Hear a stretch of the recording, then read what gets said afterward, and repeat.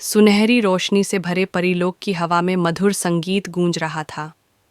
महल के चमचमाते क्रिस्टलीय गलियारों में लाल साड़ी पहने, सोने के आभूषणों से सजी राजकुमारी अनाया अपनी सुंदर लाल बालों की लटों को हवा में झूलते हुए देख रही थी। उसके हाथों में एक सफ़ेद फूल था, जिसे वह बड़ी कोमलता से थामे हुए थी। राजकुमारी अनाया महल की विशाल पुस्तकालय में पहुंचती है। वहां ऊंची ऊंची अलमारियों में प्राचीन किताबें सजी हुई थीं। जब उसकी उंगलियां किताबों की कतारों पर फिसलती हैं, तो एक किताब हल्की सी चमकने लगती है। उत्सुकता से उसने किताब को उठाया। जैसे ही उसने उसे खोला, पन्नों पर जादुई अक्षर खुद ब खुद उभरने लगे। सच की खोज करने वाला ही मेरी शक्ति को समझ सकता है। अनाया ने किताब में लिखे शब्दों को जोर से पढ़ा। तभी किताब से एक प्रकाश का स्तंभ निकला और वह एक जादुई पोर्टल में बदल गया।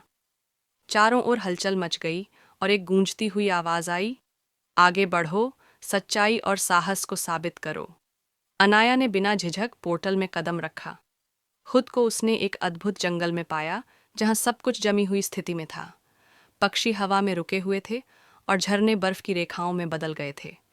जंगल के बीचों बीच एक बड़ा काला छायादार संरक्षक प्रकट हुआ। उसकी आंखें आग जैसी चमक रही थीं। यदि तुम इस जंगल को मेरे श्राप से मुक्त कर सको, तो ही मैं तुम्हें जादुई किताब की शक्ति दूंगा, उसने कहा। अनाया ने बर्फ में जकड़े हुए एक हिरण को देखा। उसे याद आया कि सच्चाई और दया ही उसकी कुंजी थी। उसने अपना सफ़ेद फूल उठाया और एक मधुर गीत गाना शुरू किया। धीरे धीरे उसकी आवाज़ से जंगल की बर्फ पिघलने लगी और हिरण आज़ाद हो गया।